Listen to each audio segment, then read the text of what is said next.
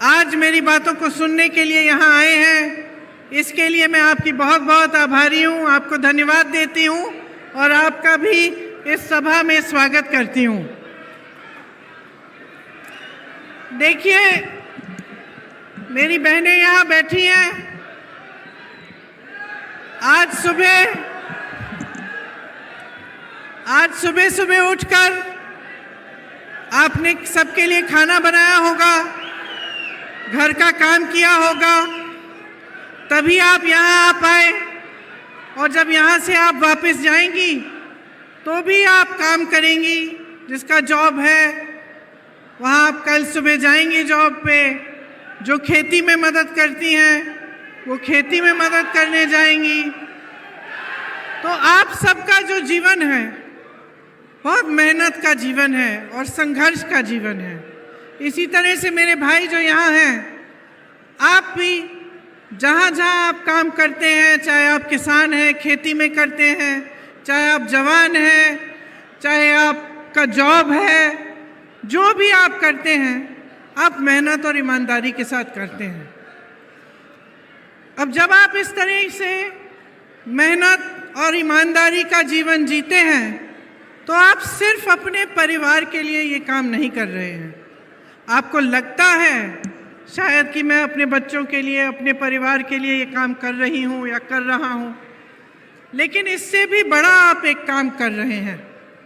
मेरे परदादा पंडित जवाहरलाल नेहरू कहते थे, उन्होंने एक बार इंदिरा जी को चिट्ठी में लिखा था कि कोई भी देशवासी जो छोटे से छोटा काम करता हो, चाहे वो बर्तन मांजता हो, चाहे वो खेती करता हो, चाहे मजदूरी करता है, चाहे सरहद पे देश की सुरक्षा करता है, चाहे डॉक्टर है, मरीजों का इलाज करता है, जो भी काम ईमानदारी और मेहनत के साथ करता है वो देश की सेवा करता है।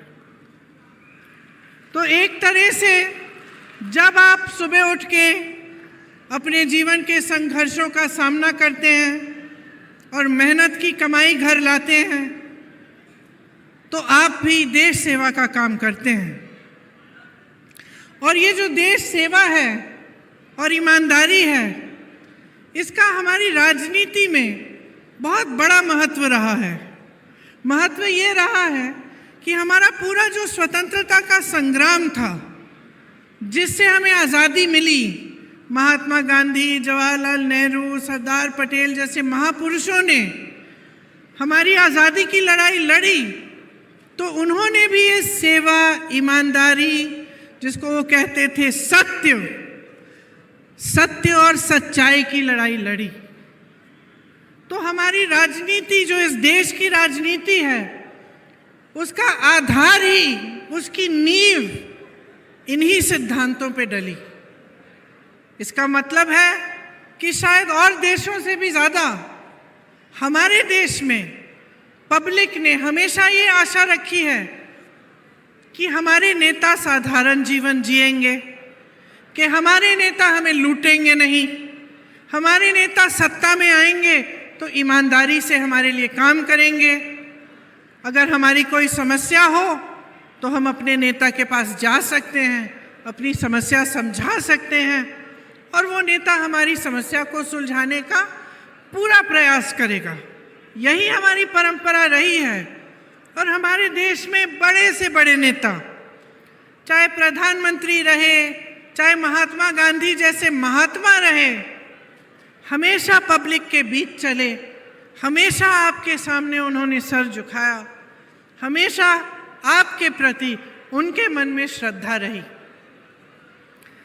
तो आज मैं यहाँ आपके सामने खड़ी हूँ। चुनाव का मौसम है।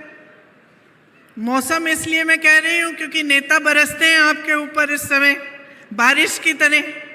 हर पार्टी से नेता आते हैं, कोई कुछ कहता है, कोई कुछ कहता है, और सबकी बात हमें ठीक भी लगती होगी किसी स्तर पे। आप किसी की बात सुनते हैं, आप सिर से हाँ बिल्कुल सही कह रहा है ये, किसी और की सुनते हैं, कहते ये तो ठीक कह रही है। तो आप कैसे चुनेंगे आपको कैसे समझ में आएगा कि जो आपके सामने खड़ा होकर आपको भाषण दे रहा है उसकी नीयत क्या है, वो किस तरह का नेता है, उसकी पार्टी किस तरह की पार्टी है, आपके लिए क्या कुछ काम करेगी या नहीं। तो मैं इसलिए कह रही हूँ कि चुनाव का मौसम है, चुनाव का समय है, तो एक बहुत बड़ा सवाल है आपके सामने कि पिछले 3.5 सालों से कर्नाटक में कैसी परिस्थितियां बनी हैं। आपका कर्नाटका है, जैसे मैंने कहा, आप सब मेहनत करते हैं, सब मेहनत करते हैं और सबकी मेहनत से ही ये कर्नाटका बना है। किसी नेता ने एक दिन नहीं बनाया, यहाँ की जनता ने बनाया। पूरे विश्व में प्रसिद्ध है, दुनिया जानती है आपकी कला, आपकी संस्कृति, आपकी सभ्यता। यहाँ के शिक्षित नौजवान, टेक की कंपनियाँ, बड़े बड़े आधुनिक जो कंपनियाँ हैं यहाँ की, ये किसने बनाई? आप ही ने तो बनाई हैं, आपके बच्चों ने, आपके बुजुर्गों ने, और आपने अपनी मेहनत से बनाया। तो आज कर्नाटका में बड़ी अजीब सी परिस्थितियां बन गई हैं। एक सरकार है जो 3.5 सालों से चल रही है, जो बनते समय ही गलत आधार पर बनी। जब ये सरकार बनी तब से चोरी शुरू हुई। क्यों कह रही हूं? क्योंकि सबसे पहले इस सरकार को बनाने के लिए विधायकों की चोरी करनी पड़ी। इस सरकार को बनाने के लिए इन्होंने दूसरी सरकार को तोड़ा, विधायकों को पैसे खिलवाए, उनको अपनी तरफ लाए और तभी ये सरकार बनी। तो सबसे बड़ा जो सिद्धांत है देश की राजनीति का, वो तो बनते ही इन्होंने तोड़ दिया। और आज ये स्थिति है कि पूरे कर्नाटका में अगर एक पहचान है इस सरकार की, तो यही पहचान है कि ये 40% की सरकार है। और ये जो 40% की सरकार है, ये किसने कहा? किसी नेता ने नहीं कहा था। ये कॉन्ट्रैक्टर्स एसोसिएशन ने एक चिट्ठी लिखी थी प्रधानमंत्री को, कहा था कि हमारे साथी इतने परेशान हैं घूस दे देकर कि 40% हम अपनी कमाई इनको दे रहे हैं, सरकार को, इनको रोकिए, कुछ करिए। प्रधानमंत्री जी ने कुछ नहीं किया। तो ये 40% सरकार तब से चले आ रहा है जब से कॉन्ट्रैक्टर्स ने आत्महत्या की और ये चिट्ठी प्रधानमंत्री को गई। स्कूल मैनेजमेंट एसोसिएशन ने भी चिट्ठी लिखी, उनकी भी सुनवाई नहीं हुई। 8 करोड़ रुपए एक विधायक के बेटे में के घर में मिले। आप सोच सकते हैं 8 करोड़ रुपए कैश एक विधायक के बेटे के घर में मिले, तो आप सोच रहे होंगे कि सरकार ने कोई कार्रवाई की, पकड़ा उस लड़के को कि भाई तुम्हारे पास इतने सारे पैसे कहाँ से आ गए? नहीं की। उल्टा उसके पिता ने एक परेड निकाली कि मैं विधायक हूँ, मेरे बेटे के घर में चाहे आप कुछ भी पकड़ लो, मुझे आप नहीं रोक सकते। इतनी बेशर्मी के साथ लूटा है कर्नाटका को कि हर स्तर पर लूट है, हर स्तर पर। और उस लूट का बोझ कौन उठा रहा है? आप उठा रहे हैं। क्योंकि आप सोचते होंगे कि ठीक है, ये लोग सत्ता में आ गए, लूटने लग गए, अपने बड़े बड़े महल बनवा दिए, बड़ी बड़ी गाड़ियों में चल रहे हैं, इनके पास बहुत हो गया तो हमें क्या? लेकिन है, क्योंकि जो लूट रहे हैं वो आपका है, जो लूट रहे हैं वो संपत्ति आपकी है, कर्नाटका की है, आप सबकी है। अगर ये लूट बंद होती तो आपके लिए क्या क्या बन सकता था, आपको मालूम नहीं होगा। हमने एक अनुमान लगाया, 1.5 लाख करोड़ रुपए लूटे हैं, कर्नाटका की संपत्ति लूटी है। अब आप सोचिए 1.5 लाख करोड़ रुपए में क्या क्या कर सकते थे। 1.5 लाख करोड़ रुपए में 30,000 स्मार्ट क्लासरूम बन सकते थे। 30,000 स्मार्ट क्लासरूम, कम से कम 20 बच्चे एक क्लासरूम में पढ़ते हैं। लाखों बच्चों की शिक्षा लूटी। इनके लूट से 2000 से ज्यादा लंबी 6 लेन की किलोमीटर लंबी 6 लेन की एक्सप्रेसवे बन सकती थी। 2250 किलोमीटर लंबी, अगर ये डेढ़ लाख करोड़ रुपए नहीं लूटते। 30 लाख गरीबों के घर बन सकते थे इन पैसों से। आपके लिए योजना बन सकती थी, जिसको कहते हैं अफोर्डेबल हाउसिंग की योजना। 30 लाख घर बन सकते थे। आज अगर आप महंगाई से जूझ रही हैं बहनों, मुझे मालूम है 1100 का सिलेंडर मिल रहा है, मुझे मालूम है कि आटा, दाल, सब्जी, हर चीज़ महंगी हो गई है। आप दुकान जाती होंगी, सुबह सोचती होंगी कि एक दो चीज़ें पकानी है, आधे टाइम आप वापस लौटती होंगी बगैर खरीदे। आधी चीज़ खरीदती होंगी और आधी छोड़ देती होंगी, क्योंकि महंगाई इतनी हो गई है। और इस महंगाई का सारा बोझ आप उठा रहे हैं, किसान उठा रहा है। डीएपी का पहले बोरा मिलता था 50 किलो का, आज वही बोरा उतने ही पैसों का 45 किलो का मिल रहा है।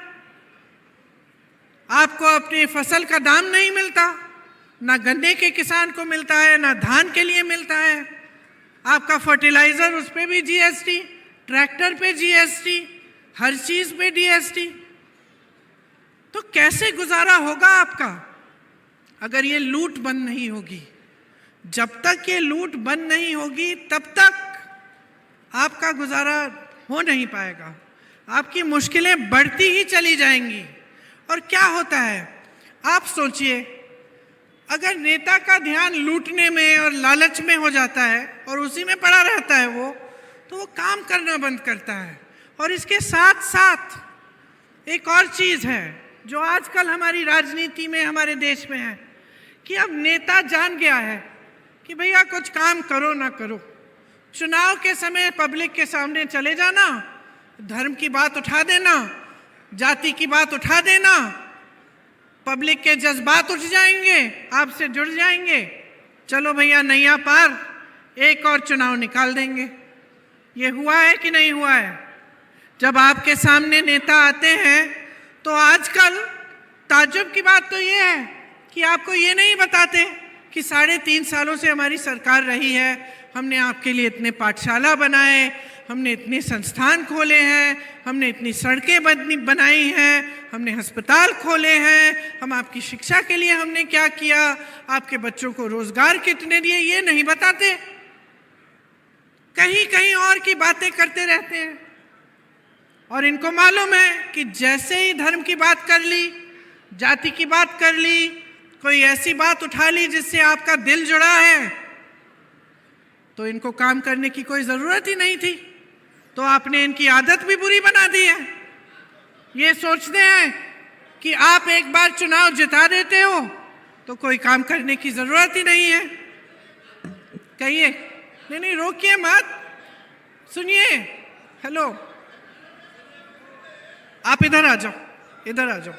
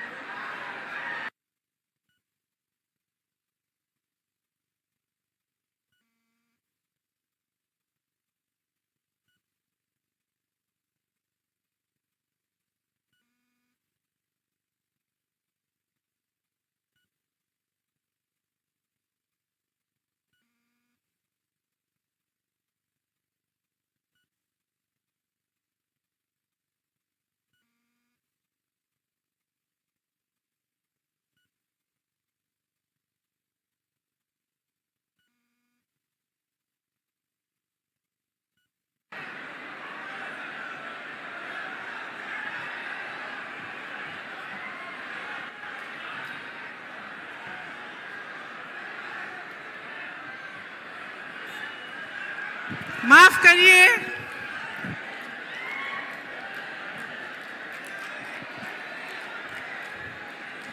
बैठ जाइए तो मैं बोलूं।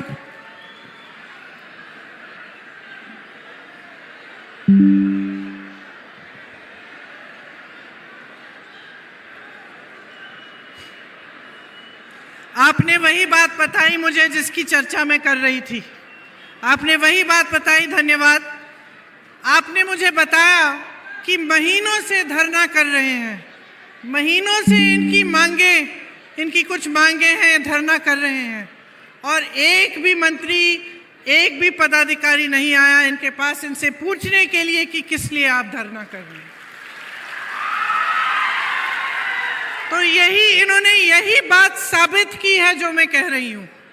मैं कह रही हूं कि जब आप ऐसे लोगों को चुनते हैं, ऐसी सरकारें चुनते हैं जो भूल जाते हैं कि आपकी समस्याओं को सुलझाना उनका कर्तव्य है, उनका धर्म है, जब आपको गुमराह करने के लिए तमाम बातें उठाते हैं जिनसे आपका दिल जुड़ा है, लेकिन आपकी विकास की बात नहीं करते, आपके जॉब्स की बात नहीं करते, तो नुकसान किसका होता है?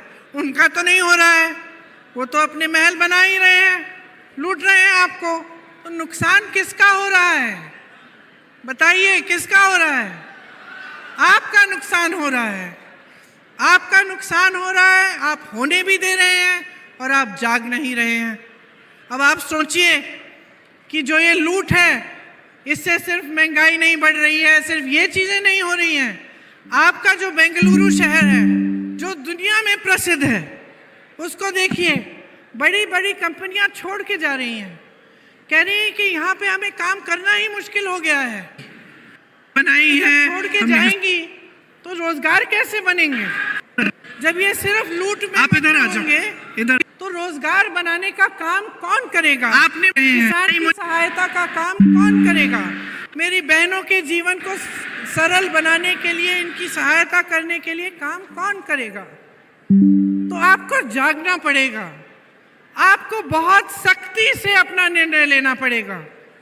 और ये निर्णय लीजिए कि जो सरकार आए वो आपके लिए काम करे, वो आपके हित में काम करे, और वो जाने कि इस देश में जो लोकतंत्र की नींव डली थी, जो हमारे पुराने जो महात्माओं ने और नेताओं ने जो हमें शिक्षा दी थी, वो यही थी कि इस देश में पब्लिक सर्वोपरि है, पब्लिक सर्वोपरि है, आप सर्वोपरि हैं। आप अगर कांग्रेस पार्टी को देखें तो जब कांग्रेस पार्टी की सरकार थी तो आपको याद होगा कि ऐसी ऐसी स्कीम्स थी जिनसे आपका फायदा होता था।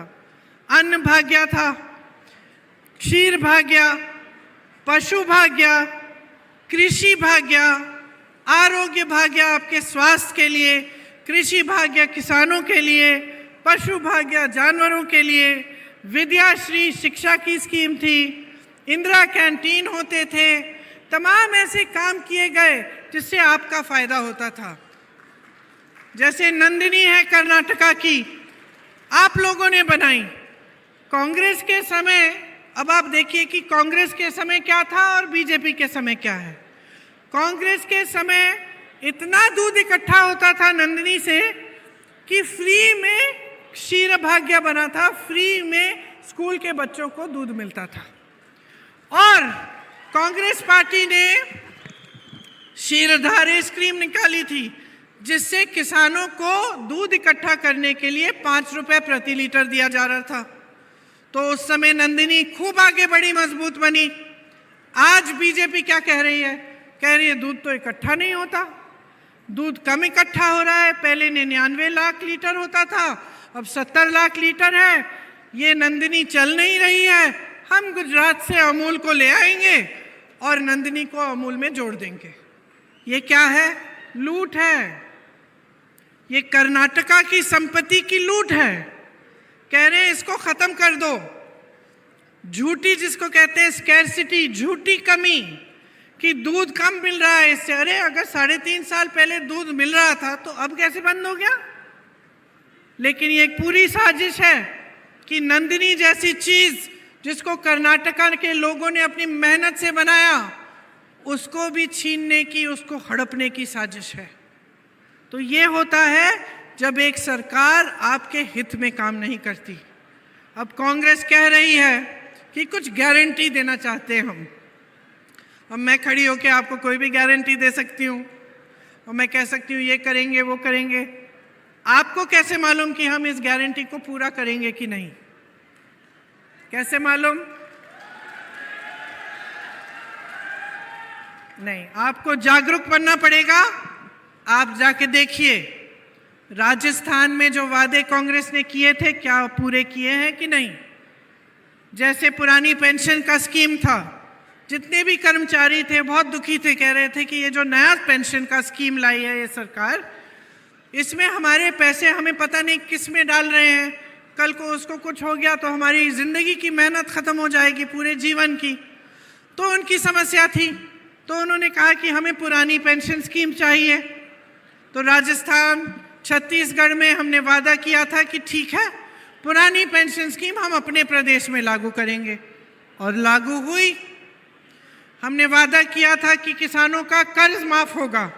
छत्तीसगढ़ में 18 लाख किसानों का कर्ज माफ हुआ है, राजस्थान में हुआ, और यहाँ कर्नाटका में जब कांग्रेस की सरकार बनी थी तब कर्ज माफ होने शुरू हुए थे। तो मेरी बातों पर नहीं, आप असलियत को देखो, पहचानो, आप समझो कि कौन सी ऐसी सरकारें हैं इस देश में जो जनता की हित में काम कर रहे हैं। और तभी जब ये हम गारंटी बताते हैं आपको, तभी इनमें विश्वास है आपका, क्योंकि आपने देखा है कि कांग्रेस ने आपके लिए कुछ करके दिखाया। यहाँ कल्याण कर्नाटका में भी आपको याद होगा कि कांग्रेस ही ये 371J आर्टिकल लाई। ये मनमोहन सिंह जी, सोनिया गांधी जी और मल्लिकार्जुन खड़गे जी के प्रयासों से आया। इससे आपको रोजगार मिले, यहाँ का विकास हुआ और आपकी बहुत तरक्की हुई। आज वो सारे रोजगार तकरीबन बंद हो गए हैं, विकास बंद हो गया है, कोई इस क्षेत्र को देखता ही नहीं है, नकारता है। ये सरकार नकारती है इस क्षेत्र को। और आपको ये भी मालूम होगा कि इसी क्षेत्र में सिर्फ कल्याण कर्नाटका में 40,000 सरकारी पद खाली पड़े हैं, 40,000, और 16,000 शिक्षकों के पद खाली हैं। तो यहाँ नौजवान लड़के लड़कियाँ हैं, ये तो नहीं है कि शिक्षित नहीं है, सबकी कुछ ना कुछ डिग्री होती है कर्नाटका में, मुझे मालूम है। कुछ दिनों पहले मेरा हेलीकॉप्टर उतरा और मुझे लगा 2 किसान भाई होंगे, तो पास आए, नौजवान थे। मैंने कहा पढ़ाई की है? एक ने बीटेक की थी, एक ने बीएससी की थी। तो आप सब शिक्षित हो, पद खाली हैं, लेकिन पद आपको मिल नहीं रहे हैं। ये तो सरकार की नीयत ही है ना कि आपको पद नहीं दे रही है। तो इसी तरह से हम चाहते हैं कि आपका क्षेत्र खास तौर से विकसित हो, और इसके लिए हमारा हमेशा प्रयास रहा है। अब कांग्रेस ने जो गारंटी दी है इस चुनाव में, सबसे पहली गारंटी तो यह है कि लूट बंद होगी, लूट बंद होगी और विकास शुरू होगा।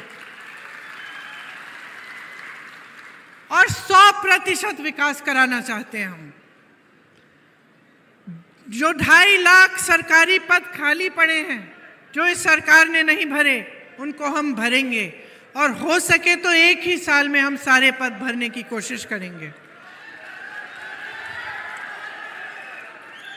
मेरी बहनों के लिए गृह लक्ष्मी योजना बनाई जाएगी, जिसके तहत आपको 2,000 रुपए हर महीने आप ही के अकाउंट में जाएंगे, आपके खाते में सीधे जाएंगे। गृह ज्योति योजना, जिससे 200 यूनिट बिजली फ्री मिलेगी। मेरे नौजवान भाइयों और बहनों, आजकल रोजगार मिलना मुश्किल है, और आपने बहुत मेहनत की है। आप भर्ती के इम्तिहान भी देते हैं, फीस भरते हैं, ट्यूशन करते हैं, फिर भी उसमें भी घोटाले आपको मिलते हैं, और फिर भी आपको नौकरी नहीं मिलती। इसीलिए हम एक युवा निधि शुरू करना चाहते हैं। अगर कोई ग्रेजुएट है और उसके पास नौकरी नहीं है, तो एक बेरोजगारी का भत्ता 3,000 रुपए प्रति माह आपको मिलेगा। अगर आपके पास डिप्लोमा है और नौकरी नहीं है, तो हर महीने 1,500 रुपए सरकार आपको देगी अपने गुजारे के लिए। नंदिनी को हम मजबूत बनाएंगे। महिलाओं के लिए बस के पास फ्री मिलेंगे, जहां भी जाना है फ्री में जाओ। और आप पूछ सकते हैं कि ठीक है, लेकिन रोजगार बनाने के लिए क्या करेगी कांग्रेस? तो मैं आपको बताना चाहती हूं कि रोजगार बनाने के लिए सबसे पहले तो जो छोटे दुकानदार और छोटे और मीडियम बिजनेस हैं, उनको मजबूत करने का काम कांग्रेस करेगी। आपके लिए एक वेलफेयर फंड बनाएगी, ताकि जितना आपने सहा है, जीएसटी, नोटबंदी की वजह से आपका जितना घाटा हुआ है और हम समझते हैं कि नुकसान हुआ है, आपको थोड़ी सी सहायता मिलेगी और सरकार आपके साथ खड़ी होगी। हम चाहते हैं कि कर्नाटका में light and engineering, automobile, electrical equipment बनाने के जैसे नए नए उद्योग शुरू किए जाएं, ताकि तमाम नौजवानों को नौकरी मिल सकती है।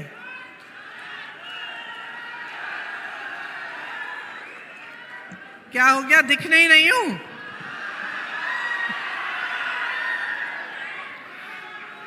बीदर से, यहां से चामराजनगर तक हम एक इंडस्ट्रियल कॉरिडोर और टाउनशिप्स बनाना चाहते हैं। कई चुनी विधानसभाओं में हम 10 करोड़ रुपए स्टार्टअप फंड देंगे, ताकि अगर कोई नौजवान अपना छोटा सा बिजनेस शुरू करना चाहे तो उसी विधानसभा से उसको थोड़ी सी सहायता मिल सकती है कि वो अपने पैरों पे खड़ा हो जाए। बेंगलुरु में हम बिजनेस और टूरिज्म के लिए एक गोल्ड और डायमंड पार्क जैसे दुबई में बनते हैं, वैसे बनाना चाहते हैं। मैसूरू, हुब्बली, धारवाड़, गुलबर्गा, बेल्लारी, चित्रदुर्गा जैसे जिसको सेकंड टियर शहर बोलते हैं, जो बेंगलुरु जितनी बड़ी नहीं है लेकिन उससे थोड़ी छोटी लेकिन अच्छी खासी शहरें हैं, इनमें हम आईटी और टेक सेक्टर को मजबूत बनाना चाहते हैं, ताकि ये छोटे छोटे बेंगलुरु की तरह बने। आपने सुना होगा कि आजकल डीजल पेट्रोल के नहीं इलेक्ट्रिक व्हीकल्स बनती हैं। हम चाहते हैं कि कर्नाटका को इन इलेक्ट्रिक व्हीकल्स को बनाने का एक हब बनाया जाए। सिद्धलघाटा से चिकबलपुर तक हार्डवेयर पार्क्स बनाना चाहते हैं, और हम ये चाहते हैं कि 5 सालों में कम से कम 10 लाख नए रोजगार बने। यही हमारा प्रयास रहेगा। बहुत लोग आजकल डिलीवरी का काम करते हैं, घरेलू काम करते हैं, किसी के घर में नौकरी करते हैं। उनके लिए आज तक कर्नाटका में न्यूनतम आय फिक्स नहीं है, मतलब उनका शोषण हो सकता है, उनको कम आमदनी देके उनसे काम कराया जा सकता है। इसको बंद करने के लिए हम एक न्यूनतम आय फिक्स करेंगे घरेलू और डिलीवरी के कर्मियों के लिए। अस्थायी मजदूरों के लिए एक कल्याण बोर्ड बनाएंगे, जिसमें कम से कम 3000 करोड़ रुपए हम डलवाएंगे, ताकि आपके वेलफेयर के लिए इसमें पैसे हों। ऑटो ड्राइवर्स, टैक्सी ड्राइवर्स के लिए भी अलग अलग बोर्ड बनाना चाहते हैं, ताकि आपका भी किसी तरह से शोषण ना हो। 50-50 करोड़ दोनों बोर्ड में डलवाना चाहते हैं। इस तरह की बहुत सारी योजनाएं हैं जो कांग्रेस आपके लिए बनाना चाहती है और करवाना चाहती है। देखिए, आज मैं यहाँ आ रही थी, मैंने प्रधानमंत्री जी का भाषण सुना।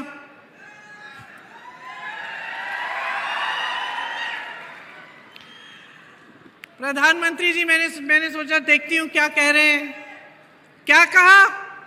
उन्होंने कहा कि हमारा सपना था, कि बीजेपी का सपना था, मोदी जी का सपना था कि कर्नाटका को वो देश में सबसे विकसित प्रदेश बनाएंगे, ये कहा उन्होंने। और फिर कहने लगे कांग्रेस ने ये किया, वो किया, अतीत में ऐसा किया, 70 सालों से ऐसा किया, इनके परिवार ने ऐसा किया, वैसे ये सारी बातें कहने लगे। तो मैं सोच रही थी, अरे ये तो अंतर्यामी है, सर्वज्ञानी है, सर्वशक्तिमान है, सर्वोपरि है, 56 इंच की सीने वाले हैं, इनका सपना कैसे टूट गया?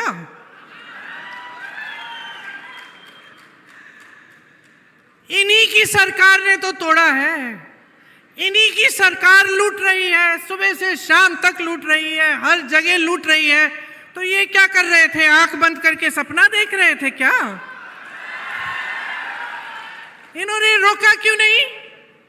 इन्होंने रोका क्यों नहीं? क्योंकि लूट से परहेज नहीं है, भ्रष्टाचार से परहेज नहीं है, सत्ता चाहते हैं, किसी भी हालत में आ जाए। बीजेपी के नेता प्रधानमंत्री से लेकर मंत्री पदाधिकारी सब सत्ता को हासिल करने के लिए कुछ भी कर डालेंगे, जनता को कुचल डालेंगे, लेकिन सत्ता चाहिए।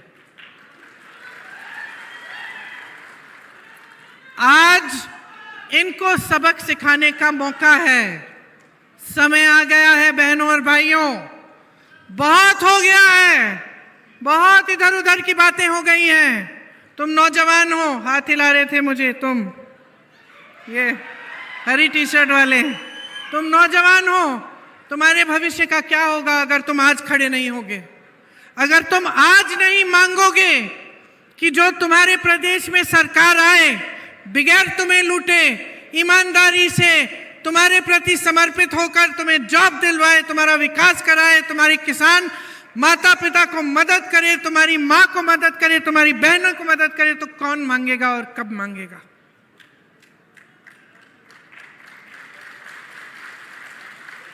तो अब समय आ गया है कि आप सब जागरूक बन जाओ, इनको सबक सिखाओ।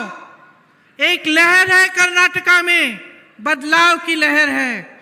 ऐसा बदलाव लाओ कि फिर कभी सरकार को चोरी करने की हिम्मत ना हो इनकी। पूर्ण बहुमत लाओ, पूर्ण बहुमत, पूरी तरह से कांग्रेस पार्टी के एक एक विधायक को जिताओ, ताकि यहां जो सरकार बने वो आपकी सरकार बने, आपके सामने सर झुकाए, आपका आदर करे और कभी आपकी समस्याओं को सुलझाने से पीछे नहीं हटे। यही मेरा आग्रह है आपसे। वोट मांगने नहीं आई हूं, जागरूकता मांगने आई हूं।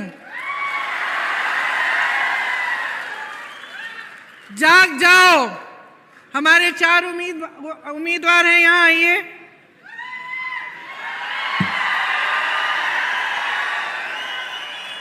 इनको जिताकर आप कांग्रेस पार्टी की एक मजबूत सरकार बनाकर अपने